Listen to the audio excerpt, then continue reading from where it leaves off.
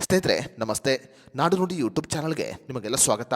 ಸ್ನೇಹಿತರೆ, ನೀವು ಕೂಡ ಕರ್ನಾಟಕ ರಾಜ್ಯ ಸರ್ಕಾರದ ಗೃಹ ಜ್ಯೋತಿ ಯೋಜನೆ ಅಡಿಯಲ್ಲಿ ಉಚಿತವಾಗಿ ವಿದ್ಯುತ್ ಬಳಕೆ ಮಾಡ್ತಾ ಇದ್ರೆ ನೀವು ರಾಜ್ಯ ಸರ್ಕಾರದ ಈ ಆದೇಶವನ್ನು ತಿಳಿದುಕೊಳ್ಳುವುದು ಅತಿ ಅಗತ್ಯವಾಗಿದೆ. ಕರ್ನಾಟಕ ರಾಜ್ಯ ಸರ್ಕಾರ ಮತ್ತು ವಿದ್ಯುತ್ ಸರಬರಾಜು ಸಂಸ್ಥೆ ಈಗ ಗೃಹ ಜ್ಯೋತಿ ಯೋಜನೆಗೆ ಸಂಬಂಧಪಟ್ಟಂತೆ ಎಲ್ಲ ಫಲಾನುಭವಿಗಳಿಗೆ ಮಹತ್ವದ ಸೂಚನೆಯನ್ನು ಕೊಟ್ಟಿದೆ. ಸ್ನೇಹಿತರೆ, ಕಳೆದ ಕೆಲವು ದಿನಗಳಿಂದ ಗೃಹ ಜ್ಯೋತಿ ಯೋಜನೆಗೆ ಸಂಬಂಧಪಟ್ಟಂತೆ ಕೆಲವು ಸುಳ್ಳು ಸುದ್ದಿಗಳು ಸಾಮಾಜಿಕ ಜಾಲತಾಣದಲ್ಲಿ ವೈರಲ್ ಆಗಿದೆ.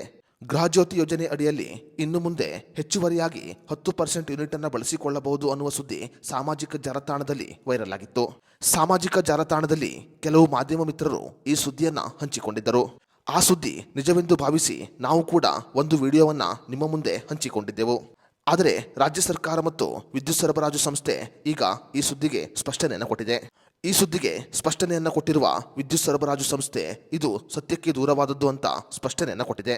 ಸಾಮಾಜಿಕ ಜಾಲತಾಣದಲ್ಲಿ ಇನ್ನು ಮುಂದೆ ಗೃಹ ಜ್ಯೋತಿ ಯೋಜನೆ ಅಡಿಯಲ್ಲಿ 10% ಹೆಚ್ಚಿನ ವಿದ್ಯುತ್ ಯೂನಿಟ್ ಅನ್ನ ಕೊಡಲಾಗುತ್ತೆ ಅನ್ನುವ ಸುದ್ದಿಯನ್ನ ಹರಿಬಿಡಲಾಗಿತ್ತು. ಸದ್ಯ ಈ ಸುದ್ದಿಗೆ ರಾಜ್ಯ ಸರ್ಕಾರ ಮತ್ತು ವಿದ್ಯುತ್ ಸರಬರಾಜು ಸಂಸ್ಥೆ ಈಗ ಸ್ಪಷ್ಟನೆಯನ್ನು ಕೊಟ್ಟಿದೆ. ಈ ಹಿಂದೆ ಗೃಹ ಜ್ಯೋತಿ ಯೋಜನೆ ಅಡಿಯಲ್ಲಿ ಹೇಗೆ 200 ಯೂನಿಟ್ ತನಕ ಉಚಿತವಾಗಿ ವಿದ್ಯುತ್ ಬಳಕೆ ಮಾಡಿಕೊಳ್ಳಬಹುದಾಗಿತ್ತೋ ಇನ್ನು ಮುಂದೆ ಕೂಡ ಅಷ್ಟೇ ಯೂನಿಟ್ ಅನ್ನ ಬಳಕೆ ಮಾಡಿಕೊಳ್ಳಬಹುದು. ಇದರಲ್ಲಿ ಯಾವುದೇ ಬದಲಾವಣೆ ಇಲ್ಲ. ಸಾಮಾಜಿಕ ಜಾಲತಾಣದಲ್ಲಿ ಗೃಹ ಜ್ಯೋತಿ ಯೋಜನೆಗೆ ಸಂಬಂಧಪಟ್ಟಂತೆ ಕೆಲವು ಸುಳ್ಳು ಸುದ್ದಿಗಳು ಹರಿದಾಡುತ್ತಿದೆ ಮತ್ತು ಆ ಸುದ್ದಿಯನ್ನು ಕಂಡು ಯಾರು ಕೂಡ ಗೊಂದಲಕ್ಕೆ ಒಳಗಾಗಬಾರದು ಅಂತ ರಾಜ್ಯ ಸರ್ಕಾರ ಮತ್ತು ವಿದ್ಯುತ್ ಸರಬರಾಜು ಸಂಸ್ಥೆ ಈಗ ಮನವಿಯನ್ನು ಮಾಡಿಕೊಂಡಿದೆ. ಸ್ನೇಹಿತರೆ, ಗೃಹ ಜ್ಯೋತಿ ಯೋಜನೆ ಅಡಿಯಲ್ಲಿ ನೀವು ಎಷ್ಟು ಯೂನಿಟ್ ಅನ್ನ ಉಚಿತವಾಗಿ ಬಳಕೆ ಮಾಡಿಕೊಳ್ಳುತ್ತಿದ್ದೀರಿ ಅಂತ ನಮಗೆ ಕಮೆಂಟ್ ಮಾಡಿ.